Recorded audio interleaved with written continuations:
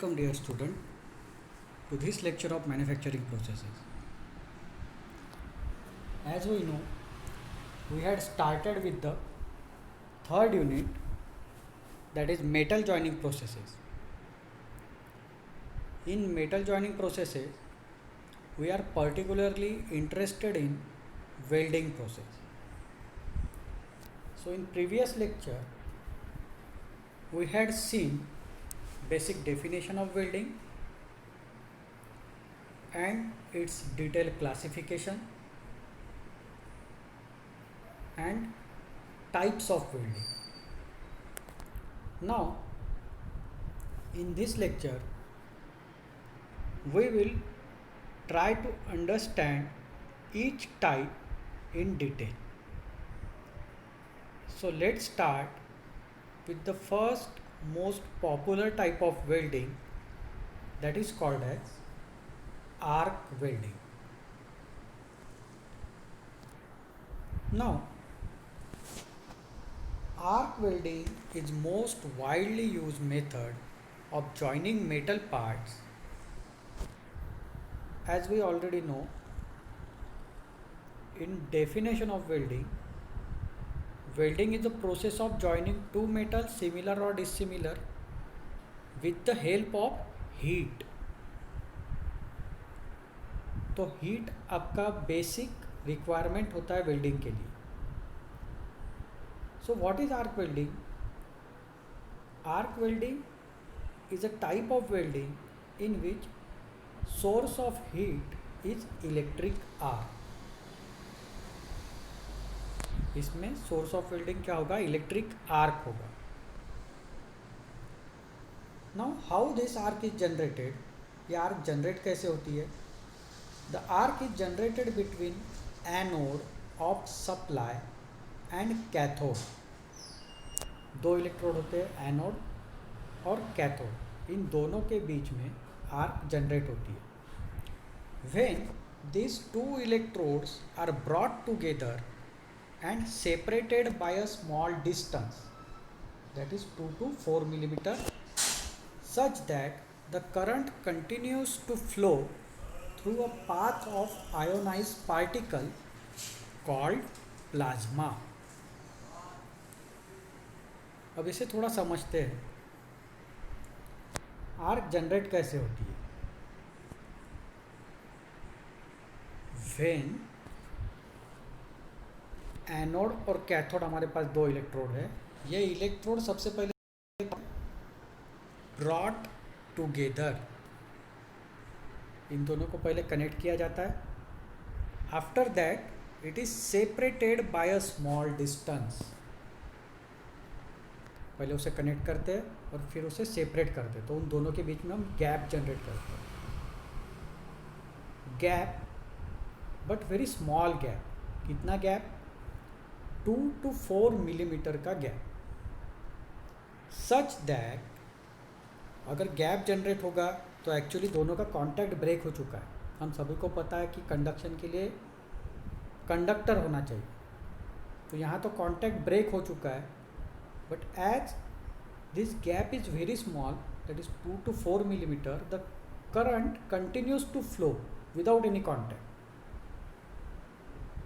Contact नहीं है, लेकिन वहाँ मीडियम प्रेजेंट होता है.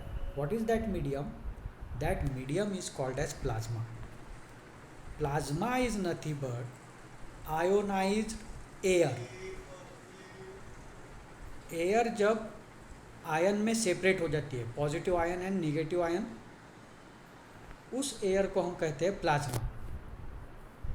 प्लाज्मा जनरेट होने का सबसे सिंपल एग्जांपल अगर हम लेते हैं, when thunder strike generate in the sky, that thunder strike passes through the air. Thunder strike is nothing but what? It is a current, but it flows through the air. अब air सबको पता है, it is a bad conductor of electricity. तो वहाँ से air से तो current flow नहीं होना चाहिए, but still it passes through the current because due to intense heat the air get converted into plasma, and plasma is a conductive material. तो air से करंट पास नहीं हो सकता, बट अगर एयर प्लाज्मा में कन्वर्ट होती है तो उस केस में उससे करंट पास हो सकता है। और आर्क वेल्डिंग में ये सेम कंसेप्ट की वजह से आर्क जनरेट होता है। So that current convert the air into ionized particle that is called as plasma, and now the current flow through this plasma and arc is generated. This arc is an intense source of heat.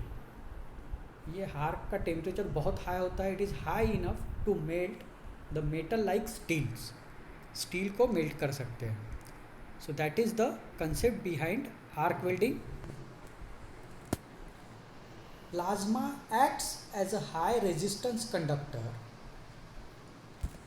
which enable flow of more ion from anode to cathode.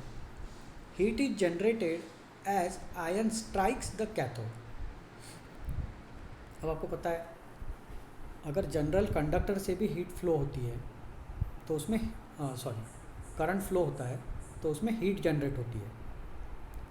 Example electric heater,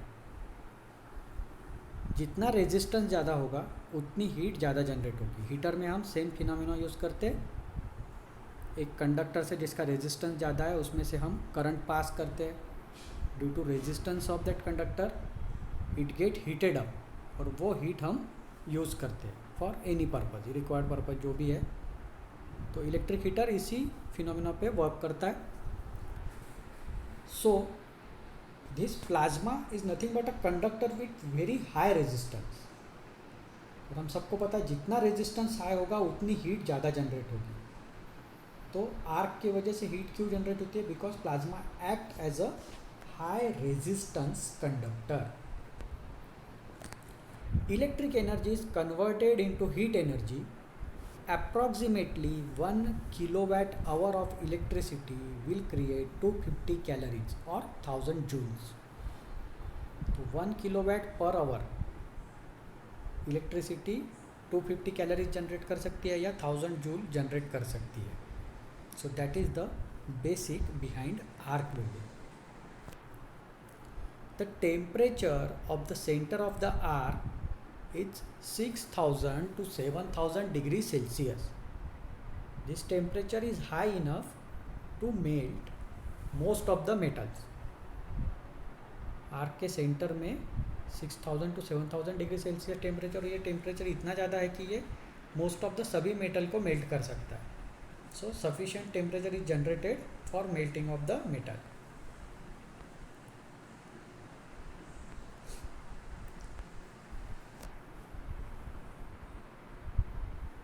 now setup of the arc welding. ये setup के साथ हम बहुत ज़्यादा familiar है, because workshop में हर किसी ने आर्क वेल्डिंग का एक्सपेरिमेंट किया है। तो उसमें क्या क्या होता है, वर्किंग किस तरह से होता है।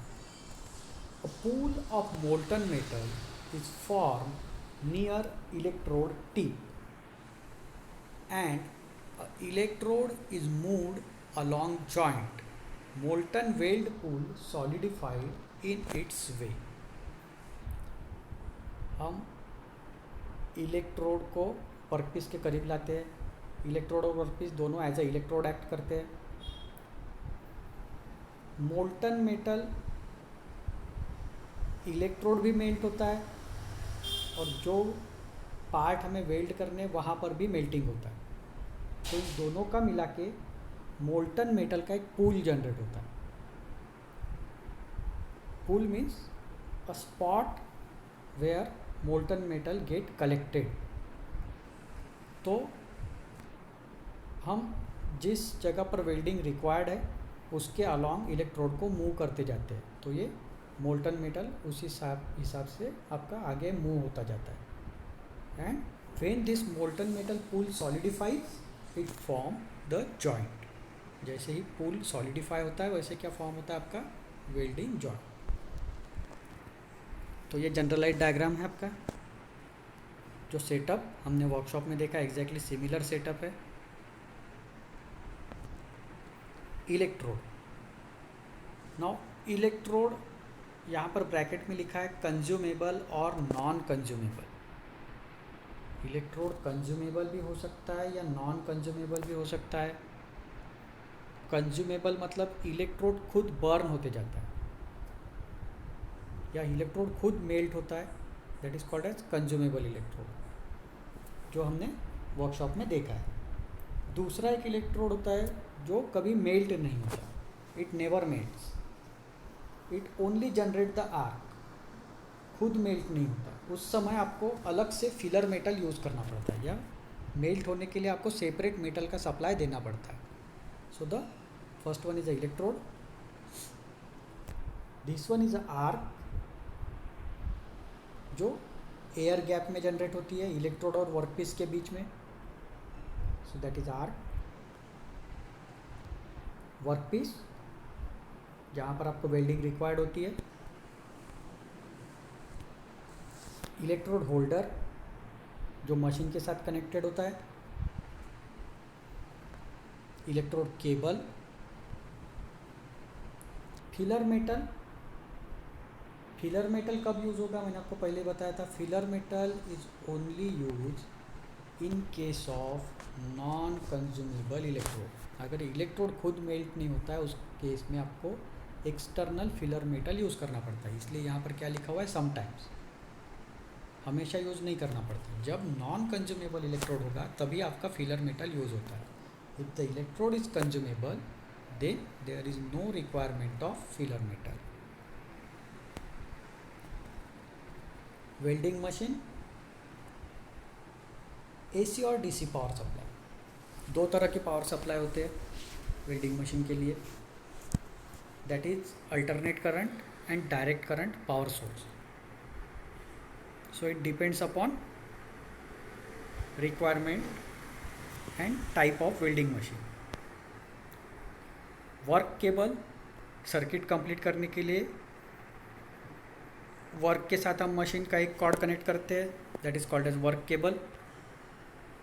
Clamp for completing the circuit. Molten weld metal, जो ये पूल है मोल्टन मेटल का, that pool is nothing but this part, that is molten welded metal. It is sometimes also called as molten metal pool.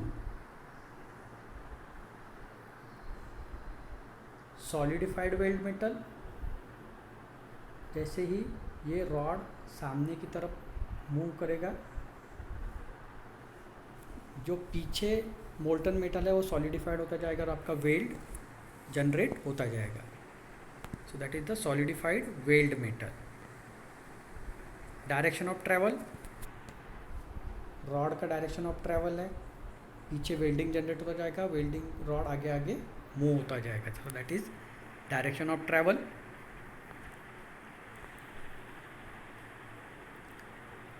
Arc welding equipments, a welding generator DC और transformer AC, जिसे हम simple language में क्या कहते हैं, welding machine. वो दो तरह की हो सकती है, एक तो जनरेटर होगा, जनरेटर एसी डीसी दोनों तरह का हो सकता है, या ट्रांसफार्मर होगा, दैट इज एसी। हमारे वर्कशॉप में जो है welding machine, that is a transformer type AC welding machine, alternate current welding machine.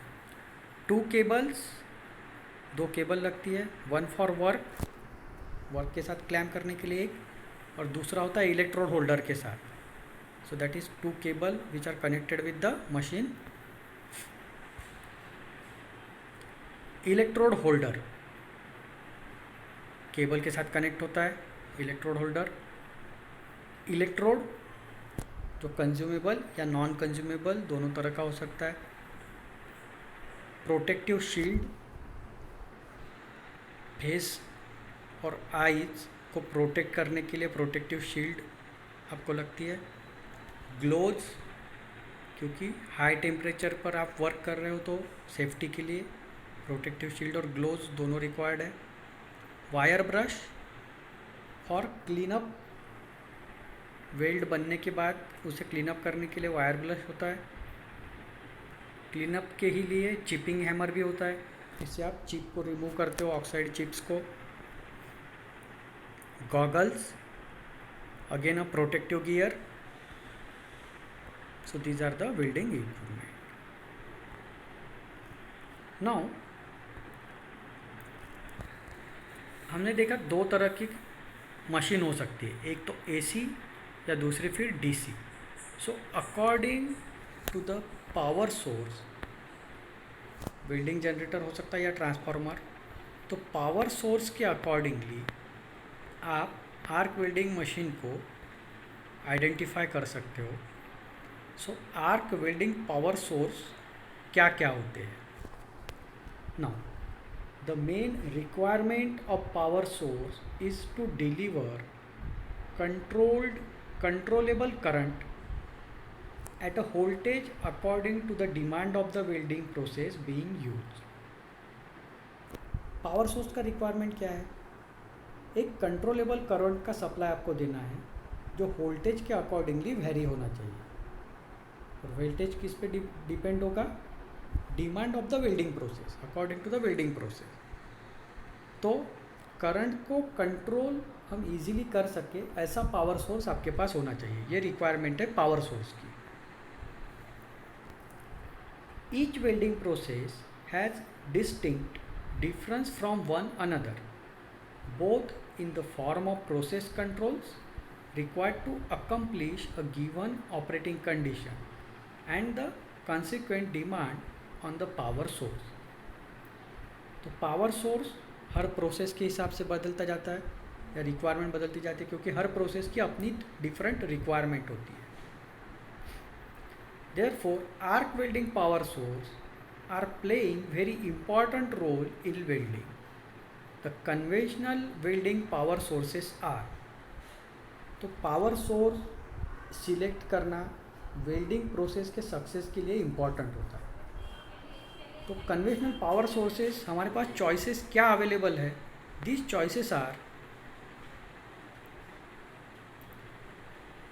Power source, welding transformer आप यूज़ कर सकते हो for AC supply, alternate current supply के लिए ट्रांसफार्मर यूज़ कर सकते हो। ट्रांसफार्मर हमारे वर्कशॉप में जो है वो ट्रांसफार्मर पावर सोर्स है। रेक्टिफायर आप यूज़ कर सकते हो for DC supply, welding rectifier. Rectifier is nothing but it is a type of transducer which convert alternative current into direct current. So that is the rectifier. तो ये आपके पास दो conventional power sources है। Based on the static characteristic, power source can be classified in two categories. दो category में हम power source को categorise कर सकते हैं। First one is a constant current or dropping or falling characteristic power source.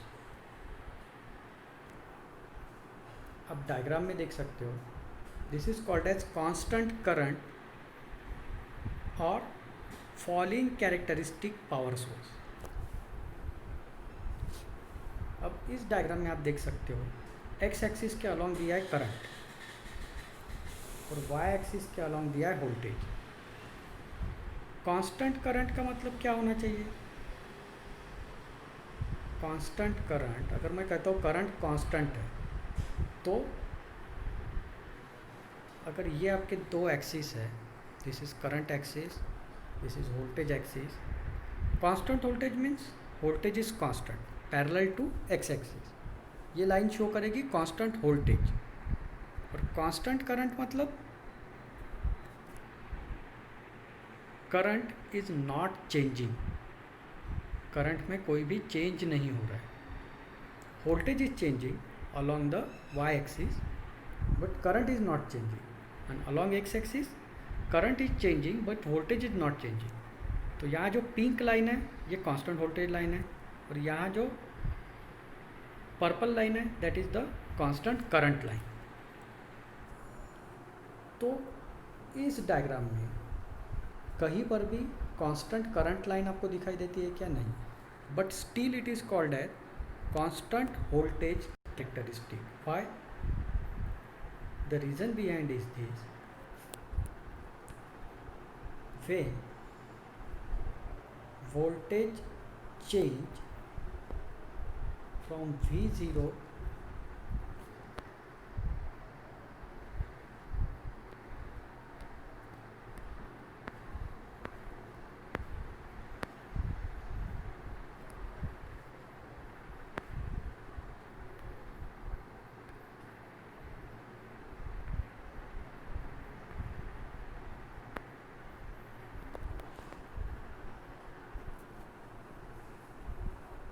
when voltage change from V0 to VW, तो आपके current में कितना चेंज हो रहा है? There is a large change in current. Okay, let me correct myself. This is not constant current diagram. Sequence get reverse. Sequence reverse हो चुका है उसका. This one is a constant current and this one is a constant voltage. तो आपके पास दो तरह के power source है. एक तो है कांस्टेंट करंट और दूसरा है कांस्टेंट वोल्टेज. जैसे कि हमने पहले ही डिस्कस किया था, अगर ये आपके एक्स वाई एक्सिस है, एक्स एक्सिस के अलॉन्ग करंट है, वाई एक्सिस के अलॉन्ग आपका वोल्टेज है. So this line is called as constant current line, sorry constant voltage line, अगर वो एक्स एक्सिस को पैरेलल है.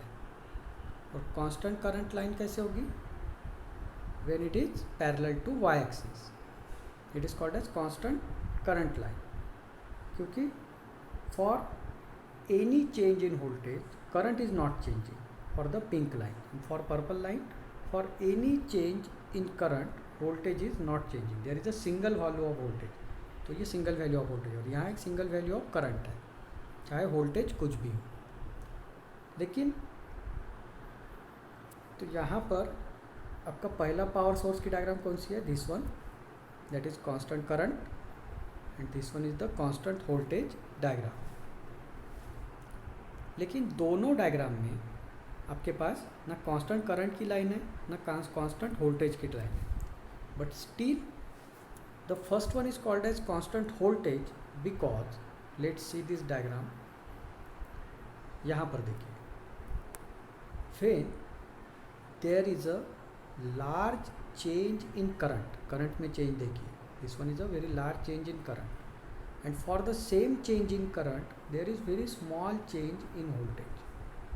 आप यहाँ देख सकते हो, ये change in voltage है और ये change in current है. So, as with respect to change in current, the change in voltage is negligible. So that's why it is called as constant voltage characteristic, where IW is a welding current, VW is a welding voltage. And V0 is open circuit voltage. Open circuit voltage मतलब जब welding नहीं हो रहा है उस समय जो voltage है वो V0 है, और जब वेल्डिंग हो रहा है उस समय जो वोल्टेज है वो क्या है? VW है. तो difference between V0 and VW is very negligible, but difference between change in current is very large. तो ये निग्लिजिबल डिफरेंस हम निग्लेक्ट कर सकते हैं. So after neglecting this negligible difference, it is called as constant voltage characteristic. उसी तरह से ये डायग्राम को देखिए. Now if considering this part of this characteristic, ये वोल्टेज वर्सेस करंट कैरेक्टरिस्टिक है. फिर से इस डायग्राम को अगर देखते हैं तो यहाँ देखिए, change in current, this small portion is a change in current और change in voltage is comparatively very large. तो यहाँ पर change in current ये shorter है, ये small है, और change in voltage ये large है. So that's why it is called as constant current characteristic. तो एग्जैक्टली दोनों इसमें कांस्टेंट करंट या कांस्टेंट वोल्टेज नहीं है, लेकिन comparing to change in voltage the current can be consider as a constant इस डायग्राम में। और उसी तरह से इस डायग्राम में compare to the change in current, change in voltage can be considered as a constant. So that's why first one is called as constant voltage and second one is called as constant current diagram.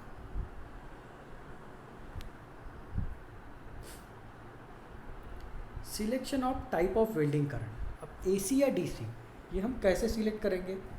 So that selection has to be done according to following point.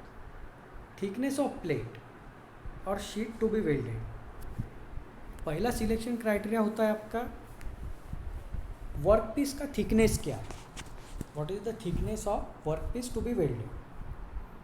DC mostly use for thin sheets to exploit better control over heat. Thin sheet के लिए generally DC हम use करते हैं क्योंकि उसमें heat के ऊपर better control होता है।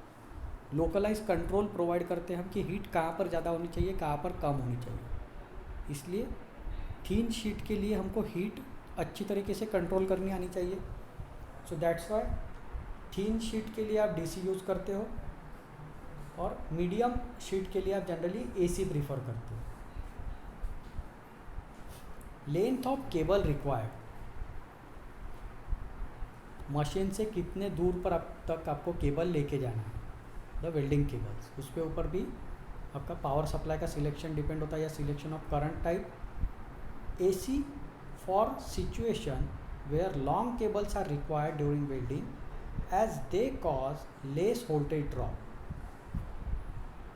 अगर आपको बहुत लॉन्ग केबल यूज़ करनी है, मशीन से आपका एक्चुअल वर्क पीस कहीं बहुत डिस्टेंस पर है, उस समय आप एसी सप्लाई यूज़ करते हो क्योंकि वहाँ लॉस कम होता है।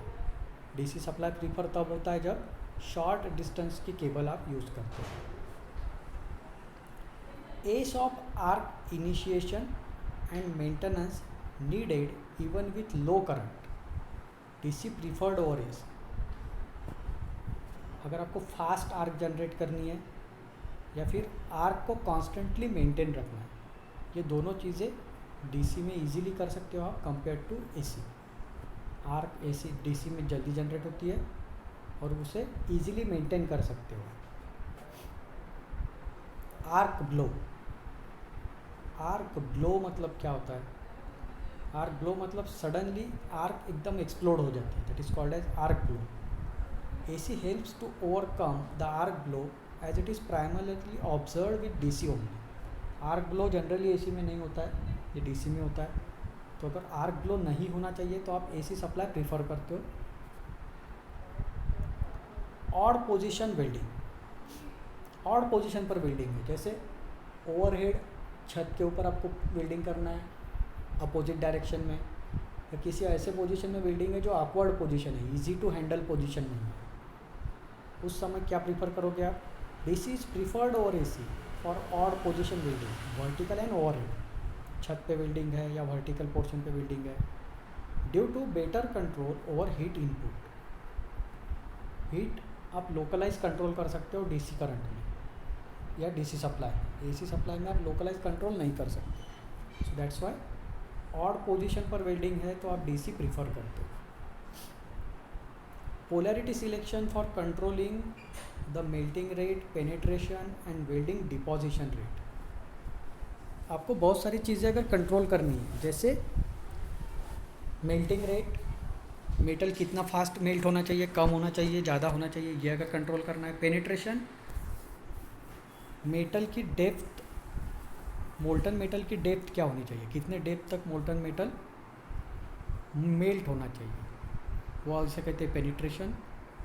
एंड वेल्डिंग डिपोजिशन रेट, कितना फास्ट मोल्टन मेटल मेल्ट होना चाहिए और कितना फास्ट वो डिपॉजिट होना चाहिए, इस पे सबसे अच्छा कंट्रोल होता है डीसी सप्लाई में।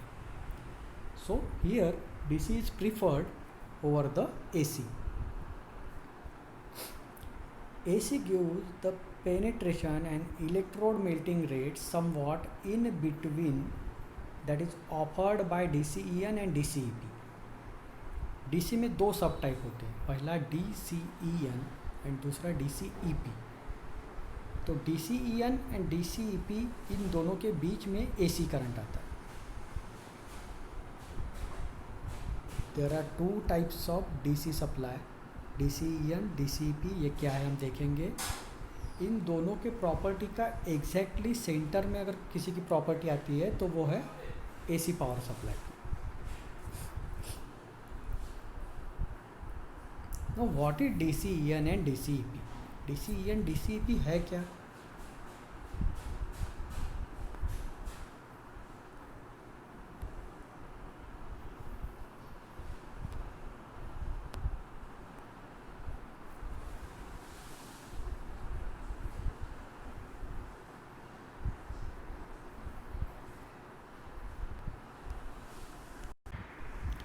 DCEN and DCEP are the two types of DC power supply.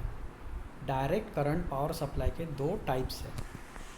So direct current electrode negative, it is called as DCEN, और sometime it is also called as direct current straight polarity electrode negative. देखिए पहले तो AC supply और DC supply में क्या difference होता है ये एक बार फिर रिपीट करता हूँ। मैंने ये आपको पहले एक बार समझाया है, but let's repeat it one more time. When there is a AC supply, इस तरह के सिंबल से शो करते हैं हम AC supply. So this two electrode are never constantly have a single polarity. ये प्लस माइनस कांस्टेंट नहीं होता है। This polarity changes with time. लेकिन ये तो फिक्स है कि जब एक प्लस होता है तो दूसरा माइनस होता है, लेकिन ये प्रोसेस कंटिन्यूसली चेंज होते रहता है। This polarity changes continuously with the time, that is so this is called as AC supply. The polarity continuously changes. हमारे घर में जो सप्लाई आता है that is the AC supply.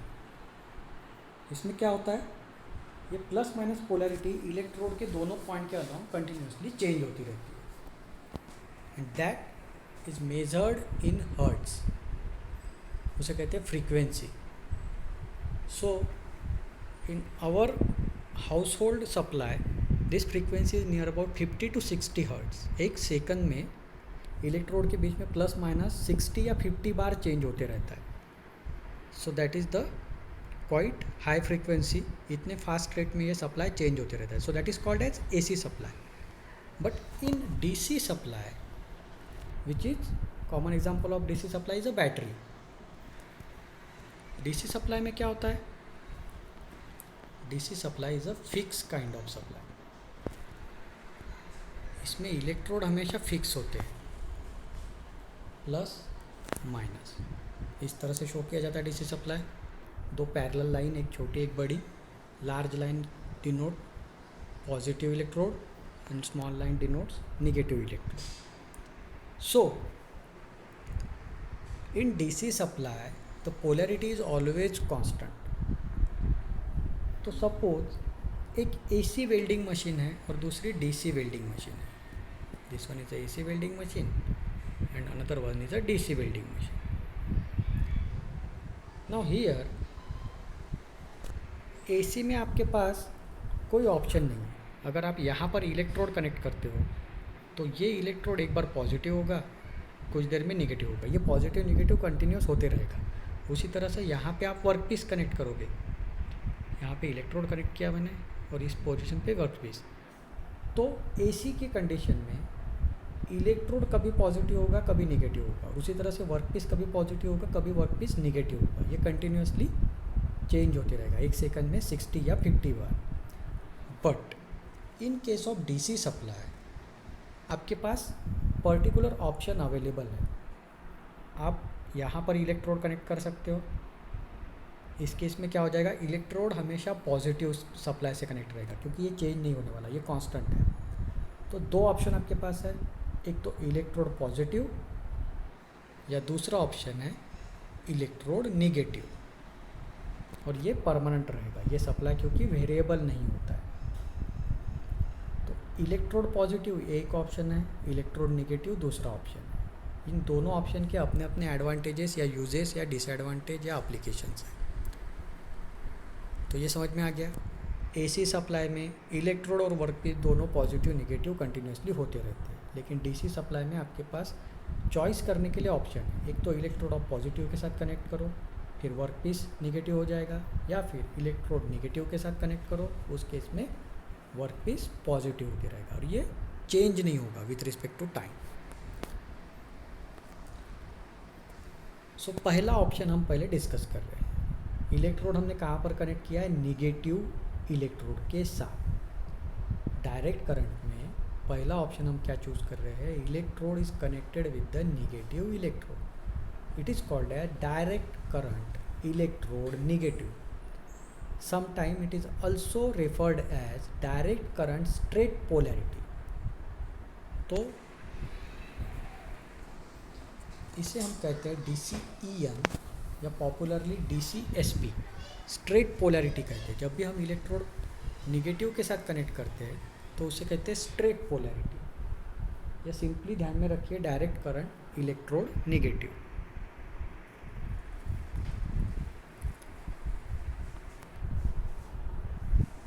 It is produced when the electrode is connected to the negative terminal of the power source। जब भी electrode आप negative terminal के साथ कनेक्ट करोगे तो उसे कहते हैं DCEN और DCSP। Since the electron flow from the electrode to the plate, electron हमेशा कैसे फ्लो होते हैं? From negative to positive. तो इलेक्ट्रॉन फ्लो कहाँ से होंगे? इलेक्ट्रोड, क्योंकि वो निगेटिव है, और प्लेट यानी वर्क पीस जो पॉजिटिव है, तो आपका इलेक्ट्रॉन फ्लो होगा negative to positive. Approximately 70% of heat of the arc is concentrated at work end approximately 30% at the electrode end. अब डीसी सप्लाई का ये सबसे बड़ा एडवांटेज है कि आप हीट सोर्स का कॉन्सेंट्रेशन डिसाइड कर सकते हैं। The heat concentration is 70% at positive electrode and only 30% is at negative electrode। तो आपने अगर इलेक्ट्रोड नेगेटिव के साथ कनेक्ट किया है, that means it will get or very less heat will generate at the electrode and large amount of heat will be generated at the workpiece। ये electrode negative में होगा। इलेक्ट्रोड पे बहुत कम heat generate होगी और workpiece में 70% heat workpiece में generate होगी और 30% ही हीट आपकी एक्चुअल इलेक्ट्रोड में जनरेट होगी। This allow use of smaller electrode that produce a relatively narrow concentrated arc. इस केस में क्योंकि इलेक्ट्रोड में बहुत ज़्यादा हीट जनरेट नहीं होने वाली है, तो आप छोटे साइज़ की इलेक्ट्रोड यूज़ कर सकते हो। इसमें आर्क जो जनरेट होती है वो वाइड नहीं होती, वो शार्प और कॉन्सेंट्रेटेड नैरो डायमेंशन की आर्क जनरेट होती है। The weld shape has deep penetration and it's quite narrow. Welding का जो शेप जनरेट होता है वो डेप्थ बहुत ज़्यादा होती है और विड्थ कम होती है। So DCEP is commonly use for welding of non ferrous metals beside other metal system. तो जनरली ये नॉन फेरस मेटल के लिए यूज़ होता है। आप डायग्राम में देख सकते हो, अगर आप वेल्डिंग जोन देखते हो, that is the welding zone in DCEN। अगर आप इसे कंपेयर करते हो आर्क वेल्डिंग के साथ, तो आप ये चेक कर सकते हो कि इसमें डिफरेंस क्या है। आर्क वेल्डिंग में क्या होता है? Now arc welding,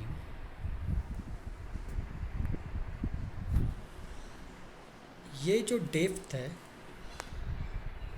this depth is large in case of DCEN। और आर्क वेल्डिंग में आप ये डेप्थ देख सकते हो, this one is a smaller which compare to the DCEN, but this width is less than the arc welding. ये हो गई आपकी width and this one is a depth. तो ये आप आर्क वेल्डिंग के साथ कंपेयर कर सकते हो। ये width compare to arc welding थोड़ी स्मॉल है और ये जो डेप्थ है, depth is a larger compare to the arc welding, क्योंकि यहाँ नैरो विड्थ का वेल्ड जनरेट होता है जो डेप्थ में बहुत ज़्यादा है, जो डीप है। So that is the difference between DCEN and alternate current.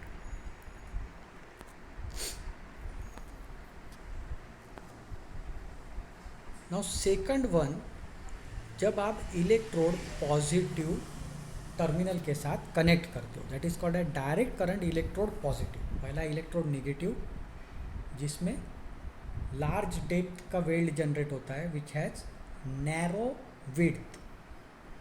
Now second one is a direct current electrode positive और it is called as reverse polarity. पहली थी स्ट्रेट पोलैरिटी, ध्यान में रखना। इलेक्ट्रोड जब निगेटिव होता है तो वो स्ट्रेट पोलैरिटी होती है, इलेक्ट्रोड जब पॉजिटिव होता है तो वो रिवर्स पोलैरिटी कहा जाता है। DCRP, direct current reverse polarity, और direct current electrode positive. It is produced when the electrode is connected to the positive terminal of the welding power source.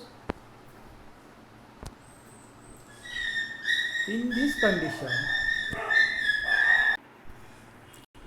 this condition, the electron flow from the work to the electrode tip. अब देखिए, electron का flow तो हमेशा कैसे रहेगा, negative to positive. लेकिन इस समय आपका वर्क जो है या जो मेटल आप वेल्ड कर रहे हो वो क्या है, नेगेटिव, और आपका इलेक्ट्रोड कैसे है, पॉजिटिव। तो इलेक्ट्रॉन फ्लो कहाँ से होगा, work to the electrode. So concentrating approximately 70% of the heat of the arc at the electrode and at the work only 30%। 70% heat आपकी इलेक्ट्रोड में कॉन्सेंट्रेट हो जाएगी और ओनली 30% हीट कहाँ जनरेट होगी, आपकी वर्क में जनरेट होगी। This higher heat at the electrode necessitate using larger diameter electrode to prevent it from melting and contaminating the weld metal. इस केस में अगर आप स्मॉलर इलेक्ट्रोड यूज़ करते हो तो वो बहुत फास्ट मेल्ट होंगे। तो ये फास्ट मेल्टिंग रोकने के लिए आपको इलेक्ट्रोड कैसे यूज़ करने पड़ेंगे, जब भी आप पॉजिटिव इलेक्ट्रोड पॉजिटिव पोलैरिटी के साथ उसे कनेक्ट करते हो, इलेक्ट्रोड लार्ज साइज के लगेंगे क्योंकि वहाँ हीट बहुत ज़्यादा जनरेट हो रही है। Since the electrode diameter is larger and the heat is less concentrated at work, the resultant weld bead is relatively wide and shallow। अब इलेक्ट्रोड में बहुत ज़्यादा हीट जनरेट हो रही है तो मेटल भी बहुत ज़्यादा मेल्ट होगा, लेकिन वाइड इलेक्ट्रोड की वजह से उसकी विड्थ भी बहुत ज़्यादा होती है और उसी वजह की वजह से जो वेल्ड जोन जनरेट होता है वो किस तरह से जनरेट होता है, इस तरह से। देखिए, ये बहुत ज़्यादा विड्थ में है, width is very large and this depth is very small. Depth बहुत कम है और विड्थ बहुत लार्ज है कंपेयर टू अगेन AC। दोनों को हम AC के साथ कंपेयर कर रहे हैं। सो इन प्रीवियस वन देखिए, DCEN में क्या होता था, DCEN में डेप्थ, इसे हम कहेंगे डेप्थ, ये लार्ज होती थी, ठीक है, और विड्थ ये कम होती थी। That is called a DCEN। ऐसा क्यों होता था, because 70% of heat is generated into the work piece और 30% हीट इलेक्ट्रोड में जनरेट होती है because it is negative electrode. उस वजह से डेप्थ बहुत हार्ड जनरेट होती थी, लार्ज डेप्थ का ऑब्जेक्ट बनता था और इलेक्ट्रोड का डायमीटर छोटा होने की वजह से आर्क की विड्थ कम होती थी and the quantity of molten metal is also less because of smaller electrode. So width of the weld zone is lesser but depth is large. अब इस केस में एग्जैक्टली अपोजिट हो रहा है, width is very very large ये width बहुत larger है, आप देख सकते हो कंपेरेटिवली, दोनों को हम एसी से कंपेयर कर रहे हैं, but the depth is very very small. Depth अगर आप कंसिडर करते हो तो ये बहुत ज़्यादा कम है। So it is exactly opposite to the DCEN। DCEP is exactly opposite to the DCEN, क्योंकि इस समय आपका इलेक्ट्रोड लार्जर साइज है और इलेक्ट्रोड के ऊपर मेल्टिंग भी बहुत हाई क्वांटिटी में, क्योंकि 70% हीट इलेक्ट्रोड में है। So that is the two types of DC power supply, DCEP and DCEN।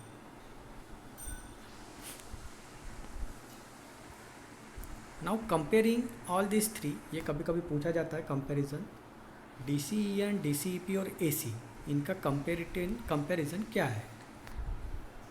तो हम पॉइंट वाइज उसका कंपैरिजन करेंगे। First one is a penetration.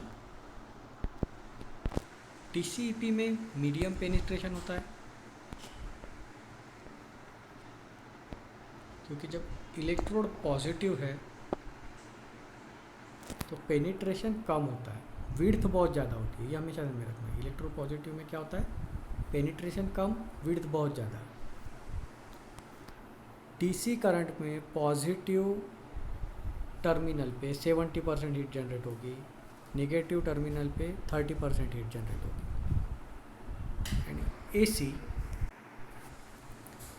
And in AC heat is equally distributed among both electrode as well as workpiece, because the positive negative is continuously changing with respect to time, तो वो evenly distribute होती है।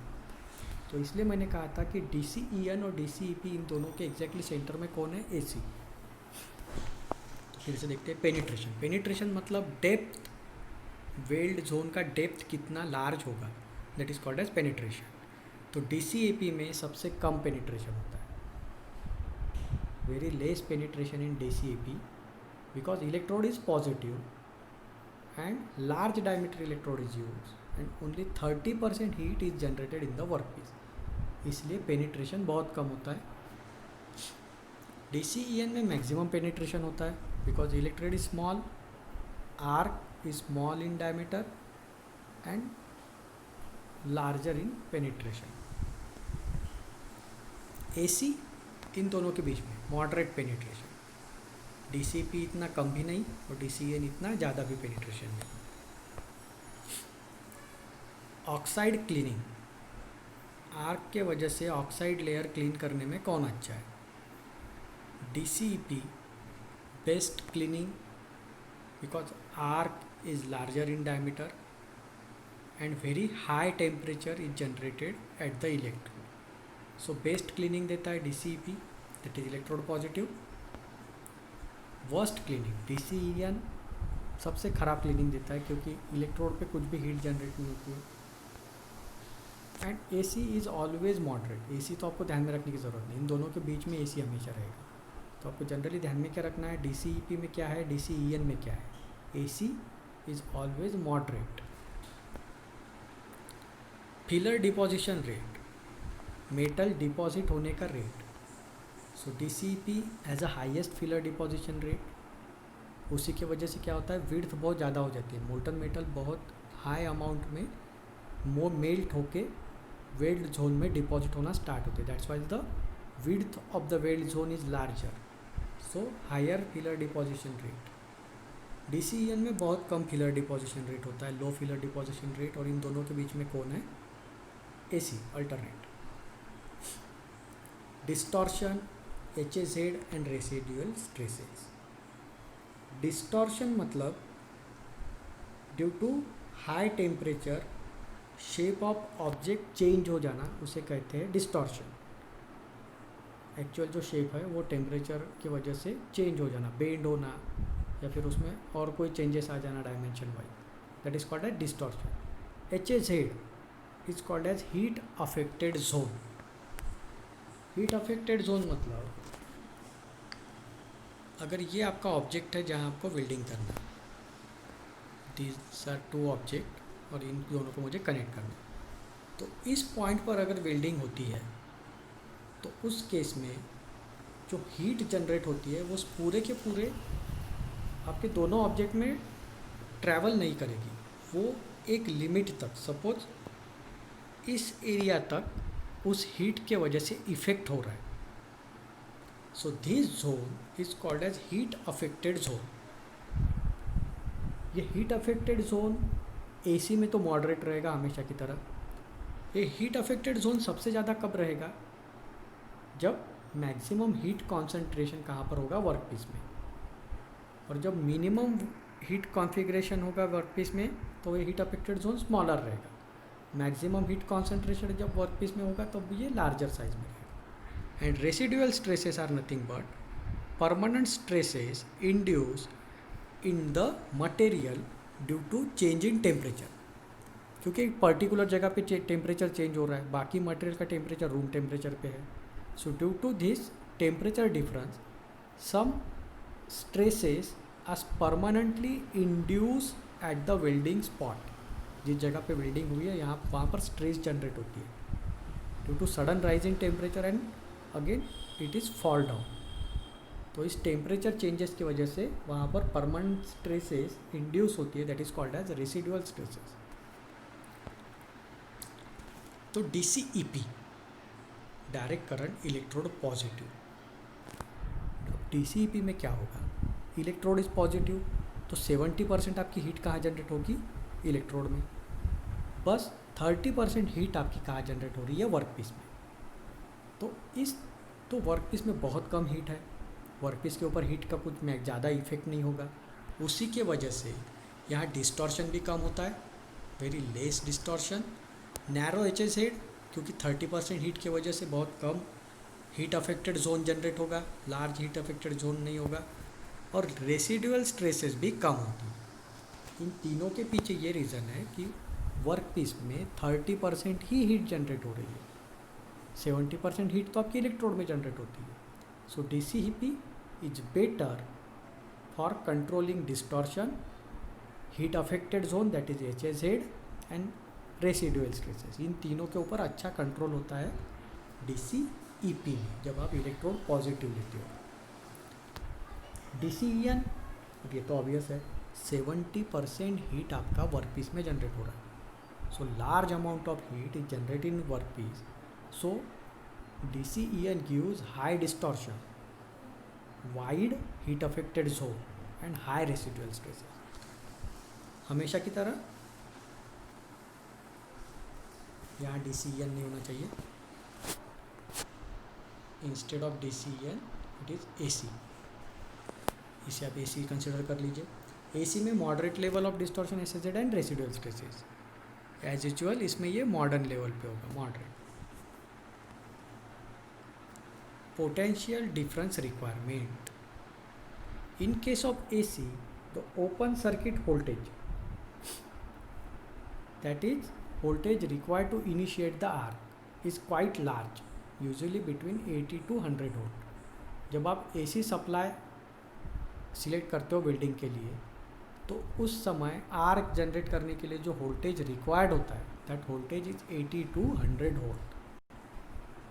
और DC के case में, in case of DC open circuit is half, 50% voltage पर ही आप क्या जनरेट कर सकते हो, आर्क जनरेट कर सकते हो, दैट इज 40 to 60.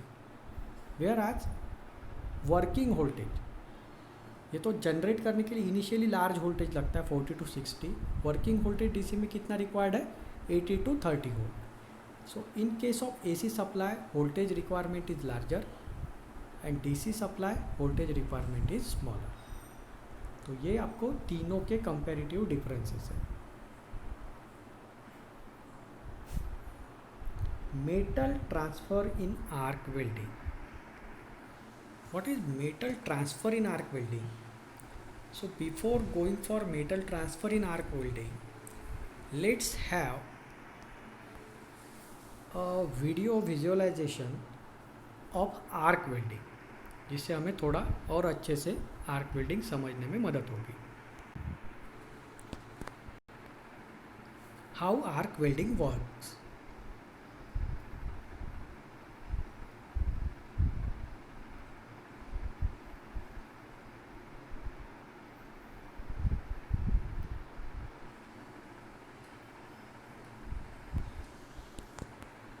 देखिए यहाँ पर ये इलेक्ट्रोड है आपका, this one is a work piece. यहाँ आपको दिख रहा है दिस पोर्शन, ये पोर्शन है आपका मोल्टन मेटल पूल। इसे वेल्ड पूल भी कहते हैं। पूल इसलिए क्योंकि यहाँ मोल्टन मेटल डिपॉजिट होना स्टार्ट होता है और वो पूरी तरह से मोल्टन स्टेट में होता है, लिक्विड स्टेट में होता है। And here this portion is a solidified metal, जिसे हम कहते हैं वेल्डिंग, ये रेडी वेल्डिंग है। तो ये डायरेक्शन ऑफ ट्रैवल रहेगा इसका, तो ये आगे आगे बढ़ते जाएगा और आपका वेल्डिंग सामने होता जाएगा। अगर आप यहाँ देखते हो, इस पोर्शन में अगर आप कॉन्सेंट्रेट करते हो, so there is a small distance between this molten metal and this electrode, और इन दोनों के बीच में क्या जनरेट होती है, आर्क जनरेट होती है। So that is the basic principle of welding. अब ये DCEP है, DCEN है, AC है, इससे हमें फ़िलहाल तो कोई मतलब नहीं है। We will only concentrate on working. तो इलेक्ट्रोड और वर्क पीस, इन दोनों के बीच में क्या जनरेट होती है, आर्क। अगर ये कंज्यूमेबल इलेक्ट्रोड है तो इलेक्ट्रोड मेल्ट होता है और वहाँ से मेटल के ड्रॉपलेट कहाँ पर डिपॉजिट होती है, वेल्डिंग पूल में, that is the pool of molten metal.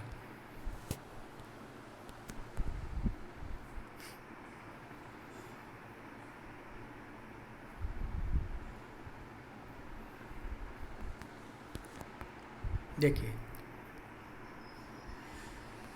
ये एक एनिमेशन है, but it will give you clear idea कि किस तरह से ये प्रोसेस वर्क करती है। This one is a electrode. ये इलेक्ट्रोड आपको दो पार्ट में दिख रहा होगा, this outer layer and this inner layer. Outer layer is called as flux. ये फ्लक्स वर्ड हमने फर्नेस में भी सुना है। आउटर लेयर जिसे कहते हैं फ्लक्स, और जो इनर लेयर है ये एक्चुअल मेटल होता है।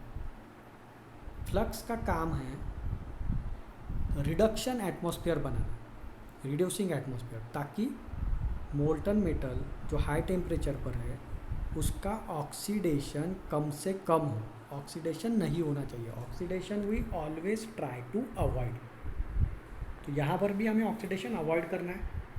तो उस केस में फ्लक्स का काम होता है एक रिड्यूसिंग एटमॉस्फेयर जनरेट करना, जो मोल्टन मेटल को, जो कि यहाँ पर भी है और यहाँ पर भी है, दोनों जगह पर है, इन दोनों को शील्ड करने का काम करता है वो atmosphere. So that generation of shield is one of the important function of this flux. तो आप यहाँ पर देख सकते हो, जब यहाँ ये वाइटिश जो आपको दिखाई दे रहा है, this one is a arc, ये आर्क है आपका। And due to the intense temperature generated in the arc, the metal in the electrode start melting. यहाँ पर जो मेटल है ये मेल्ट होना स्टार्ट होता है। एट द सेम टाइम, क्योंकि ये आर्क इन दोनों के बीच में है, it is in between electrode and work piece, तो आर्क इन दोनों के बीच में है। तो मोल्टन मेटल यहाँ पर भी जनरेट होता है, और जो बेस मेटल जहाँ पर आप वेल्डिंग कर रहे हो यहाँ पर भी मोल्टन मेटल जनरेट होता है। So it start generating on the both side. Now the metal from electrode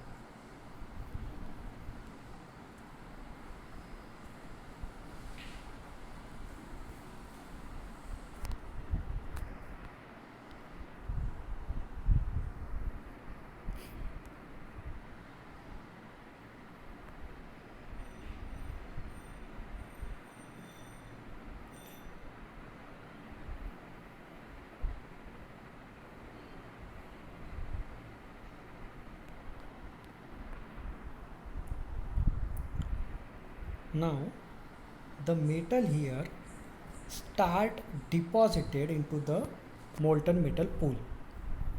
जो इलेक्ट्रोड पे मेटल है वो धीरे धीरे डिपॉजिट होना स्टार्ट होता है। तो ये अलग अलग तरीके से डिपॉजिट हो सकता है। कभी कभी ये ड्रॉप बाय ड्रॉप डिपॉजिट होता है, कभी स्प्रे की तरह डिपॉजिट होता है, कभी बल्क क्वांटिटी में डिपॉजिट होता है। तो वो हम अभी देखेंगे थोड़ी देर बाद। That is called as type of metal deposition in the electric building. So let's continue with the video.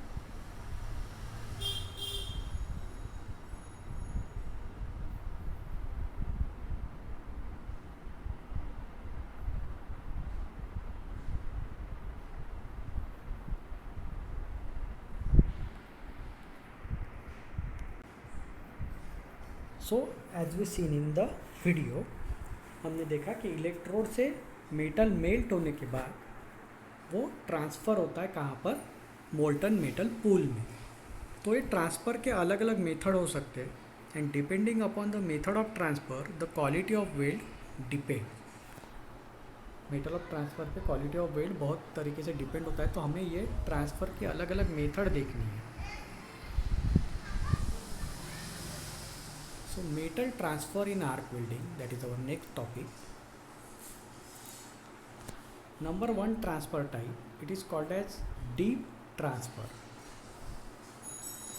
A globule of molten metal is formed at the end of the electrode. It enlarges, elongates, touches the molten pool and temporary short circuit occurs before separating from the electrode. अब ये process बहुत fast होता है लेकिन हमें धीरे धीरे इसे इमेजिन करना है. देखिए, जैसे ही इलेक्ट्रोड मेल्ट होना स्टार्ट हुआ, पहली मेथड में क्या होता है, एक लार्ज साइज का मोल्टन मेटल का ग्लोब्यूल जनरेट होता है. It is a bubble shape large globule, और वो धीरे धीरे इलोंगेट होने लगता है, उसकी लेंथ बढ़ने लगती है. वो लेंथ इतनी बढ़ जाती है कि वो at the same time electrode और मोल्टन मेटल दोनों के कांटेक्ट में आ जाता है. अब जब तक दोनों के बीच में गैप है, इलेक्ट्रोड और मोल्टन मेटल के बीच में गैप है, तो आर्क जनरेट होगी. लेकिन अगर ये गैप आपने मोल्टन मेटल से फिलअप कर दी तो क्या हो जाएगा, उस कंडीशन को कहते हैं शॉर्ट सर्किट. आपने देखा है, आप दो वायर लो जो प्लग में लगाई हुई है और दोनों वायर को दूसरे के साथ टच करो, conduction will start. But before conduction, जैसे ही आप दोनों वायर को टच करते हो तो वहाँ क्या होता है, शॉर्ट सर्किट होता है. So that short circuit will happen in this type of transfer, क्योंकि मोल्टन मेटल इतना लार्ज साइज का हो जाता है कि वो इलेक्ट्रोड का कांटेक्ट छोड़ने से पहले ही वर्कपीस के मोल्टन मेटल के साथ कांटेक्ट में आ जाता है. So it will create a temporary short circuit. So this is shown in diagram. यहाँ डायग्राम में शो किया गया है उसे. देखिए, this molten metal is so large, it is in the contact with electrode as well as the workpiece. दोनों के at a time contact में आ जाता है. So this is the first type of metal transfer, that is called a deep transfer. एक large cell globule generate होता है. दूसरा है free drop transfer. Now what is free drop transfer? A drop of molten metal slightly smaller in diameter than air gap flies off from the electrode. A temporary but partial short circuit occurs. अब deep transfer में क्या होता है, बहुत large size का drop generate होता है जो कंटिन्यूसली कांटेक्ट में रहता है इलेक्ट्रोड और मोल्टन पूल के, और शॉर्ट सर्किट यहाँ लॉन्ग ड्यूरेशन के लिए होता है। फ्री ड्रॉप ट्रांसफर में somewhat smaller size drop is generated, और ये गैप से छोटे डायमीटर का होता है। डीप ट्रांसफर में गैप से लार्ज डायमीटर का ड्रॉप जनरेट होता है, लेकिन फ्री ड्रॉप ट्रांसफर में एयर गैप के साइज से छोटे साइज का ड्रॉप जनरेट होता है, बट फिर भी कुछ टाइम के लिए वो शॉर्ट सर्किट जनरेट करता है, because it reduces the size of air gap, और एयर गैप की साइज जैसे ही जनरेट होती है उसकी वजह से आर्क में शॉर्ट सर्किट होता है। So that is called as free drop transfer. ये दूसरा टाइप है जिसकी वजह से ट्रांसफ़र होता है। एज शोन इन डायग्राम, ऊपर का इलेक्ट्रोड है, ये छोटे छोटे ड्रॉपलेट है जो पूरी तरह से तो कांटेक्ट में नहीं रहते, लेकिन एक छोटा अमाउंट के लिए वो एयर गैप को रिड्यूस कर देते हैं। The third one, that is called as spray transfer. This one is the best among three. हमें जो रिक्वायर्ड है वो स्प्रे ट्रांसफ़र है। इसमें इफ़िशियंसी सबसे अच्छी मिलती है क्योंकि कोई भी शॉर्ट सर्किट नहीं होता है। जहाँ शॉर्ट सर्किट हुआ वहाँ लॉस ऑफ करंट हुआ, करंट लॉस होता है, एक्सेसिव हीट जनरेट होती है और स्प्लैटर होता है। शॉर्ट सर्किट जब होगा तो वहाँ एक स्पार्क होगा, तो स्पार्क की वजह से स्प्लैटर जनरेट होता है। So the spray transfer is best among all three. ये हमें रिक्वायर्ड है, ये होना चाहिए, तब आपकी वेल्डिंग की क्वालिटी बहुत अच्छी रहेगी। The transfer takes place in the form of tiny droplets which may free flight from electrode to molten pool. The transfer rate is steady. बहुत steady condition में ये transfer होते रहता है continuously. So this is most advantageous among all three type.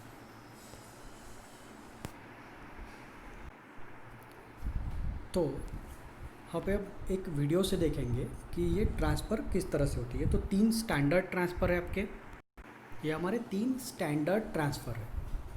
So when actually welding happens, it में B deep transfer, it में B free drop transfer, और it में बी अ स्प्रे ट्रांसफ़र। लेकिन इसके साथ इन तीनों के कॉम्बिनेशन में भी कभी कभी मेटल ट्रांसफ़र होता है, बट द मोस्ट एडवांटेजेस जो हमें रिक्वायर्ड है वो कौन सा है? स्प्रे ट्रांसफ़र है।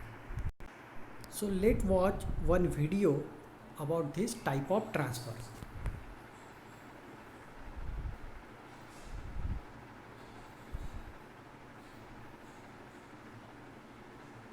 तो देखिए एक ड्रॉप जनरेट हो रहा है, एयर गैप से स्मॉलर साइज का ड्रॉप है। So this one is a free air transfer, this is spray transfer. ये सबसे बेस्ट ट्रांसफ़र मेथड होता है, कांस्टेंट डिपोजिशन रेट होता है स्प्रे ट्रांसफ़र में। ये एक्चुअल इमेज है, एक्चुअल वीडियोज़ है वेल्डिंग के। Now this one is a most dangerous type of transfer, that is a deep transfer, जिसमें शॉर्ट सर्किट होता है। इलेक्ट्रोड के साथ भी मेटल ड्रॉप कनेक्टेड है और मोल्टन पूल के साथ भी वो कंटिन्यूसली कनेक्शन में रहता है ट्रांसफ़र के वक्त, और वहाँ एक शॉर्ट सर्किट होता है। Now these are the combination of, ये कोई एक तरह का ट्रांसफ़र नहीं है, कॉम्बिनेशन है। ये भी अनवांटेड है, इस तरह से नहीं होना चाहिए। इसकी वजह से स्प्लैटर जनरेट होता है वेल्डिंग में। This is also unwanted, it is a mix of bubble drop and deep drop transfer. यहाँ पर भी स्प्लैटर बहुत हाई अमाउंट में जनरेट हो रहा है। So these are different types of metal transfer in arc welding. So we will stop here for today's lecture. Don't forget to mention your name in the comment box of the YouTube ताकि आपका attendance mark हो. So dear student, this is all for today. Have a nice day.